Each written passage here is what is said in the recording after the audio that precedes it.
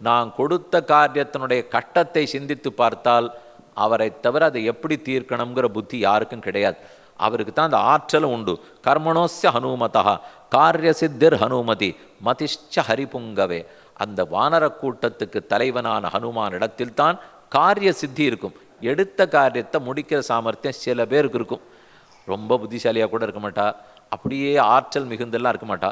ஆனால் என்னமோ சுவாமி அவர் தொட்டா விளங்குறது. இன்னும் சில பேர் இருக்கும், அவரை கூப்பிடவே கூப்பிடாதீங்க. ஏன்னா வந்தாலே வீட்டுக்கு ஒரு நாள் வந்துட்டு போனாரா அதுக்கப்புறம் வீடு வீடாகவே இல்லை. அப்படி இல்லை, காரிய சித்தி இருக்குது. எடுத்த காரியத்தை முடிக்கக்கூடிய ஆற்றல், முடித்து வைக்கிற ஆற்றல். விவசாயச்ச வீரியஞ்ச ஸ்ருதஞ்சாப்பி பிரதிஷ்டிதம். விவசாயம்னா அதற்கு தேவையான முயற்சி, வீரியம், என்ன தடங்கள் வந்தாலும் தகர்க்கக்கூடிய பலம். ஸ்ருதஞ்சாப்பி நல்லவர்கள் சொல்கிறத கேட்டு நடக்கக்கூடிய தன்மை. இது இல்லைன்னா எந்த காரியத்தை முடிக்க முடியாது. எனக்கு சக்தி இருக்குது நான் பண்ணுறேன்னா, நல்லவன் ஒருத்தன் சொன்னால் காது கொடுக்கணும் இல்லையா? நமக்கு கெட்ட காலம் வருதுன்னாலே காதை யாரும் நல்லவனுக்கு தரமாட்டோம். கெட்டவன் பேசுகிறதா காதில் ஏறின்னு இருக்கும், நல்லவன் பேசுறது ஏகாது. இதுதான் காலதேவன் காதில் உட்காண்டிருக்காருன்னு. காலம் கெட்ட காலம் ஆயிடுத்து, காலதேவன் காதில் உட்காண்டு நல்லவனுடைய வார்த்தையை உள்ளே போக விடாமல் தடுத்துடுவார்.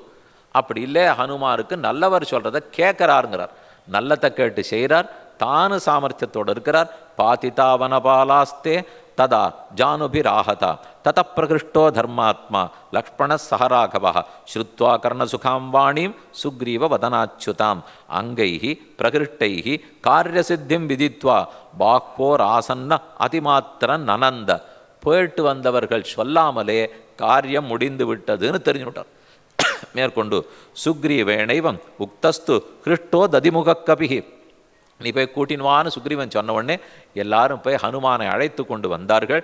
முன்னாடி அங்கதன், அடுத்து ஹனுமான், அடுத்து வானரப்பட முழுக்க வருது. எல்லா குரங்குக்கும் நான் தான் பார்த்தேன்னு சொல்லணும்னு ஆசை. இது ஒன்றுமே பார்க்கல, ஆனால் ஒவ்வொன்றுத்துக்கும் நான் சொல்லணும்னா யாருக்கு தெரியாது. ஒரு குரங்கு முன்னாடி வந்து நிற்கிறது, ராமன் பார்த்து நீ பார்த்தியாங்கிறார், நான் பார்க்கல அப்படின்னு கையை குப்பின்னு வந்துடுறது. அடுத்தது போச்சு. ராமனுக்கா ஏன்னா பார்த்தேன்னு மட்டும் சொல்கிறான், யார் பார்த்தேன்னே சொல்ல மாட்டேங்கிறான். ஹனுமாரே நீரான்னு சொல்லுமேனால் அவரை மெதுவாக கிட்டக்க வந்து விழுந்து தண்டம் சமர்ப்பித்து, தூதோகம் ராமஸ்ய தாசோகம் கோசலேந்திரஸ்ய. இங்கேருந்து போகிறச்சே ராமா அறிவு குறைவாக போனேன், இப்போ திரும்பி வரும்போது அறிவு பூர்ணமாகி வந்துட்டேன். போகும்போது நான் நினச்சின்னு போனது தூதன் நினச்சின்னு போனேன், அது பட்டம் பதவி துளி அகங்காரம். ஆனால் சீதையை சேவித்து விட்டு வந்தேன்னா தாசன்னு புரிஞ்சுனுட்டேன்.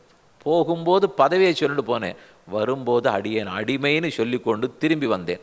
தூதோகம் ராமஸ்யன்னு சொன்னாலே நிமிந்து பேசுகிறார்னு அர்த்தம். தாசோகம் கோசலேந்திரஸ்யன்னால் அடிமை நான் ராமகிங்கரன்னு தெரிஞ்சுனுட்டார்னு அர்த்தம். அப்படிப்பட்ட ஆஞ்சநேயருக்கு அது தெரியறதுக்கு எவ்வளோ நேரம் ஆச்சு? இத்தனை ஆற்றல் இருந்தும் 9 வியாக்கரணங்களை 9 நாட்களில் படித்திருந்தும் பிரம்மாவிடத்திலேருந்து வரம் பெற்றிருந்தாலும் நான் ஆத்மா பகவானுக்கு அடிமையான ஆத்மானு ஞானம் வருவது துர்லபம். அந்த ஞானம் இருந்தால் தான் கர்மயோகம் சிறக்கும்னு கண்ணன் சொல்லிட்டு இருக்கார். அதை நேற்று கர்மயோகம்னு பார்த்தோமே, இன்னைக்கு ஞானம் வேணுமானால் என்னங்கிறத பற்றின ஞானம் வேணும். ஒன்றும் சொல்லி கொடுக்குறாரே, ராமானுகிரகத்தால் தான் நடக்கும். அடியேன் தூதன்னு பேர் சொல்லிட்டு பிரயோஜனம் இல்லை, தாசன்கிற உண்மையை தெரிஞ்சுக்கணும். காரியம் சித்தி அடையணும்னா பக்தர்கள் ஊக்கம் கொடுக்கணும், நானாக பண்ணிட முடியாது, 3 பேர் சேர்ந்தா தான் பண்ண முடியும். இது எல்லாமே ஞானம் தானே. இதன்படிக்கு வாழத்தான் செய்கிற கர்மம் சிறப்பாக இருக்கும். ததா பிரஸ்ரவணம் சைலம் தேகத்வா சித்திரகாரணம் திருஷ்டா தேவீதி ஹனுமத் வதனாத் அமிர்தோபமம் ஆகர்ணிய வச்சனம் ராம ஹர்ஷமாப சலக்ஷ்மண நிச்சிதார்த்தம் ததஸ்மத்மின் சுக்ரீவம் பவனாத்மஜே பிரீத்யாச்ச பரயோபேத ராகவ பரவீர பகுமானேன மகதா ஹனுமந்தம் அவைக்ஷத. கடைசியாக எல்லா குரங்கு போன உடனே ஆஞ்சநேயர் வந்தார். கண்டேன் சீதையை, கண்டனன் கற்பனுக்கணியை கண்களால் இப்பிறப்பென்பதொன்னும் இரும்புரை என்பதொன்னும் கற்பெனும் பிறையதொன்னும் களிநடம் புரிய கண்டேன். நான் சீதையை பார்க்கல, நல்ல குடிப்பிறப்பு, நல்ல பொறுமை, நல்ல கற்பு, இந்த 3 சேர்ந்து அரங்கத்தில் நாட்டியம் ஆடுறத பார்த்தேராமா. அப்படின்னால் ராமனுக்கு ரொம்ப சந்தோஷத்தோட வாய் அடைச்சி படுத்தான். ரொம்ப சந்தோஷமாக இருந்தாலும் பேச்சு வராது, ரொம்ப துன்பமாக இருந்தாலும் தொண்டை அடைச்சி படும். அப்படியே சொல்கிறார், பிரீத்தியாச்ச பரயோபேதா ராகவ பரவீரா. வில்லை எடுத்தால், ஷாரங்க வில்லை எடுத்தால் உலகமே நடுங்கக்கூடிய ராமன் பேசக்கூட முடியாமல் ஆஞ்சநேயரை பார்த்து நன்றி கலந்த பார்வையோடே 2 சொட்டு கண்ணீரோடு நின்றார். அவ்வளோதான் முடியறது சர்க்கமே.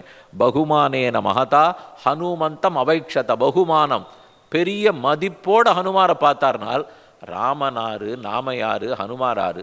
ஆனால் அவரை இத்தனை மதிப்போட பார்த்துருக்கணும்னா எதுக்கு? காரியம் பண்ணிட்டாருங்கிறதுக்காக இல்லை. எத்தனை வினயமா பணிவோடே ஞானத்தை விட்டு கொடுக்காமல் நான் தூதன் நான் தாசன்னு தெரிஞ்சு பண்ணினார்.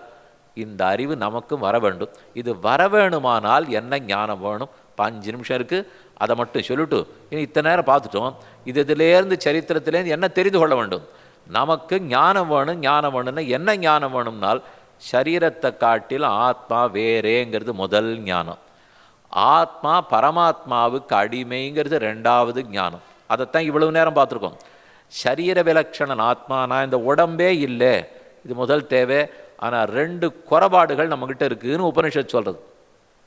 ஆத்மதாஸ்யம் ஹரேஸ்வாமியம் சதா ஸ்மர. ஆத்மா பரமாத்மாவுக்கு அடிமை, இதை எப்போதும் மறக்காமல் இரு. நான் தாசனாக இருக்கணும் தூத்தனாக இருக்கணும் அவர் நினைத்தார். தூத்தனாக நினைச்சதை காட்டிலும் தாசியந்தான் முக்கியம்னு புரிஞ்சின்றார். அதனால ஆத்மாவை சரீரத்திலேருந்து வேறுபடுத்தி எதனால் அவர் வேறுபட்டு இருக்கிறார்? 2 விஷயத்தாலே, ஞானம் ஆனந்தம். இந்த 2ம். நாயம் தேவகா, ஒரு அழகான பிரமாணம் சொல்கிறது. உங்களை பார்த்து ஒருத்தர் கேட்குறார், நீர் யாருன்னு கேட்குறாருனால் என்னன்னு பதில் சொல்லுவீர்கள்? மனிதன், ஆண், பெண், ஏதோ சொல்லுவோமா? ஒன்றும் இல்லைங்கிறது. நாயம் தேவகா, நான் தேவன் இல்லை. நான் மர்த்தியகா, நான் மனிதன் இல்லை. ந திரியக்கு, நான் விலங்கு ஓடியாடுற பிராணி இல்லை. ஸ்தாவரோபிவா, நான் நிலையா நின்றுருக்கிற மரமும் இல்லை. நான் தேவனும் இல்லை மனிதனும் இல்லை விலங்கும் இல்லை மரமும் இல்லை. பின்ன யாரு? தாசபூதா சதசர்வே நாஹம் தேவா நமர்த்தியா ந திரியக்கு ஸ்தாவரோபிவா ஞானானந்தமயஸ்து ஆத்மா. ஞானமயன் ஆனந்தமயன் ஆத்மா. முதல்ல ஆரம்பிக்கச்சே சொன்னேன், ஆத்மாவுக்கு எத்தனை ஞானம் இருக்குன்னா பிரம்மத்துக்கு நிகரான ஞானம், அவருக்கு நிகரான ஆனந்தம். அதைத்தான் இந்த பிரமாணம் சொல்கிறது. ஞான ஆனந்தமயஸ்து ஆத்மா. சரீரத்துக்கு ஞானம் கிடையாது, சரீரத்துக்கு ஆனந்தம் கிடையாது, சரீரத்துக்கு நித்தியத்துவமும் கிடையாது. சரீரம் ஒரு நாள் அழிஞ்சிடும். சரீரத்துக்கு ஆனந்தப்பட தெரியாது, சரீரத்துக்கு அறிவே கிடையாது. இந்த 3ம் இருக்கக்கூடியவர் தான் ஆத்மா. ஞான ஆனந்தமயஸ்து ஆத்மா. அது போராது. இப்போ இவ்வளவு நேரம் தெரிஞ்சின்ற வரைக்கும் புரிஞ்சால் நெஞ்ச நிமித்தின்னு உட்காந்துப்போம். அது பண்ணக்கூடாதே. நெஞ்சு நிமித்தலாம். சரீரத்தோடு ஒப்பிட்டு பார்க்கச்சே ஆத்மா ரொம்ப சிறப்பானவர்னு நிமிந்து உட்காரலாம். ஆனால் பரமாத்மாவோடு ஒப்பிட்டு பார்க்கறச்சே அவருக்கு தொண்டன் இல்லையா? அதையும் சேர்த்து தான் தெரிஞ்சுக்கணும். தாசபூதாக ஞானானந்தமயஸ்து ஆத்மா சேஷோகி பரமாத்மனஹா. பரமாத்மாவுக்கு இவர் சேஷப்பட்டு இருக்கிறார், பரமாத்மாவுக்கு தாசனாக இருக்கிறார். தாசன்னா என்ன? அடிமைன்னு அர்த்தம். அதெல்லாம் சொல்லாதீங்க சுவாமி. தாசன் தாசிங்கிற சொல்லலாமன்னால் ஏன் சொல்லக்கூடாது? அப்படி தான் உபனிஷத் சொல்கிறது. தாசபூதாக ஸ்வதசர்வே ஹியாத்மான பரமாத்மனஹா. அனைத்து ஜீவர்களும் பரமாத்மாவுக்கு இயற்கையிலேயே தாசர்கள்ங்கிறது. இயற்கையிலே நமக்கு தன்மையே எது? ஞானம், ஆனந்தம், தாஸ்யம். அறிவாளியாக இருக்கேன், ஆனந்தமுடையவனாக இருக்கேன், நித்தியனாக இருக்கேன், தாசனாக இருக்கேன். இதுதான் இந்த ஆத்மாவுக்கு உண்டான இயற்கை. அடிக்கடி நீங்கள் வைணவ சம்பிரதாயத்தில் பார்த்தீங்கன்னா அடியேன் தாசன் தாசன்னு சொல்லிட்டே இருப்போம். அடியேன் ராமானுஜதாசன். கீழே விழுந்து வணங்கச்சேவே அடியேன் ராமானுஜதாசன், அடியேன் ஸ்ரீவைஷ்ணவதாசன், அடியேன் ஸ்ரீனிவாசதாசன். இன்னும் தாசன் தாசன்கிறீரே கூடுமா? உலகத்திலெல்லாம் தாசன்னாலோ தாசினாலோ வேற ஏதோ சொல்கிறாள் என்னால் அது அறியாதவர்களுடைய பேச்சு, அறிந்தவர்கள் பேச்சு இல்லை. உபனிஷத்தே சொல்கிறது அனைவரும் பெருமானுக்கு தாசர்கள் தான். அப்போ தாசன்னு சொல்லிக்கணுமா தாசின்னு சொல்லணுமா? அதை இங்கே உட்காண்டிருக்கிற பெண்கள்லாம் தாசின்னு சொல்லிக்கணும், இங்கே உட்காண்டிருக்கிற ஆண்கள்லாம் தாசன்னு சொல்லிக்கணுமான்னா இல்லை. இது ஆத்மாவை பற்றின பேச்சாக இருக்கிறதுனாலே இவ்வளோ நேரம் என்ன சொல்லியிருந்தேன், நான் தேவனும் இல்லை மனிதனும் இல்லை விலங்கும் இல்லை மரமும் இல்லைன்னுட்டு ஆண்பால் சொல்லணுமா பெண்பால் சொல்லணுமா நான் விசாரம் பண்ண போனால் நான் தான் முட்டாள். பண்ணவே கூடாது. நான் தான் அது யாருமே இல்லையே. அப்போ ஆத்மா ஆறுனால் தாசன், பெண்கள்லாம் தாசன்னு சொல்லலாம், ஆண்கள் தாசின்னு சொல்லலாம். ஆணு பெண்ணுங்கிறது இந்த பிறவியில் போட்டுருக்கிற வேஷம். ஆனால் தாஸ்யங்கிறது எந்த பிறவிக்கும் மாறாது இருக்கக்கூடிய ஆத்மா, அவனுடைய இயற்கை தன்மை.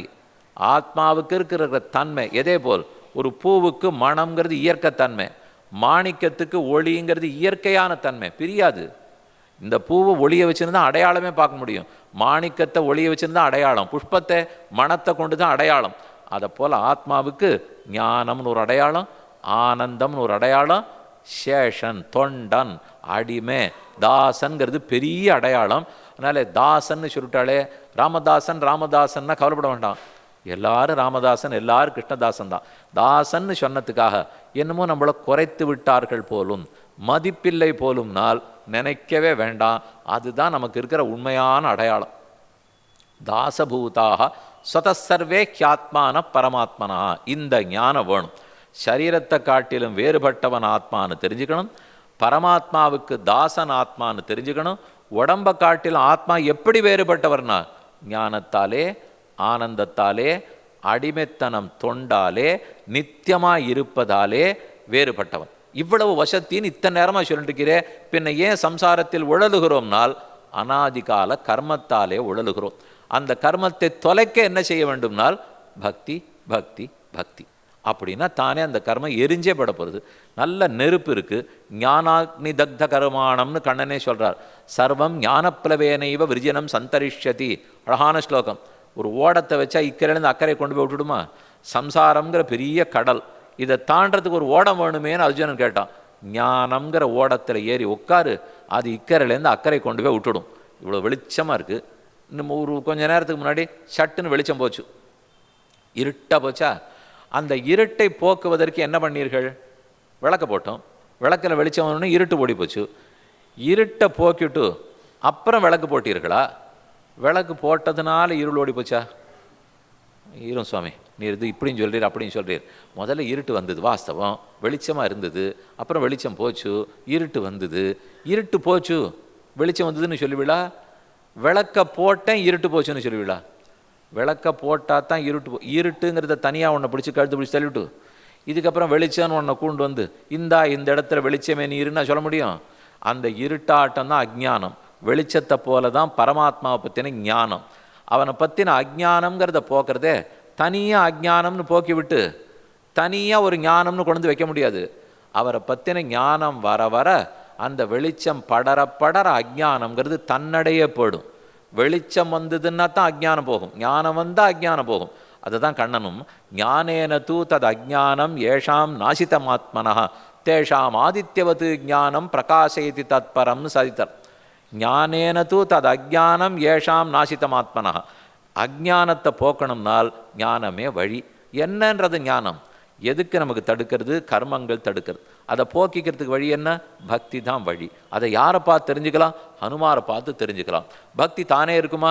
இல்லை, கர்மயோகமும் வேணும், ஞானம் இருக்கணும், அப்போ தான் பக்தி வரும். பக்தி எப்போ பலம் கொடுக்கும்னால் நாளைக்கு தான் பார்க்கணும். இன்னி வரைக்கும் 2 பார்த்துட்டோம். கர்மயோகம்னா என்ன, என்னத்தை பற்றின ஞானம் தெரிஞ்சுக்கணுங்கிற அளவுக்கு ஆத்மாவை சரீரத்தை காட்டிலும் வேறுபட்டவர். ஆத்மா ஞானமயமாக இருக்கார், ஆனந்தமயமாக இருக்கார், நித்தியமானவனாக இருக்கிறார், ஓஹோன்னு பகவானுக்கு தாசனாக இருக்கிறார். இந்த அறிவை மட்டும் தெரிஞ்சுப்போம். அது அழியவே போகிறதில்லை. உடம்பு போகலாம், ஆத்மா போக போகிறது இல்லையே. ஆத்மா நித்தியமாக பெருமானுக்கு தாசன்கிறத தான் ராமதாசன் ராமதூதனான ஆஞ்சநேயர் இடத்துலேருந்து அறிவு பெற்றோம்.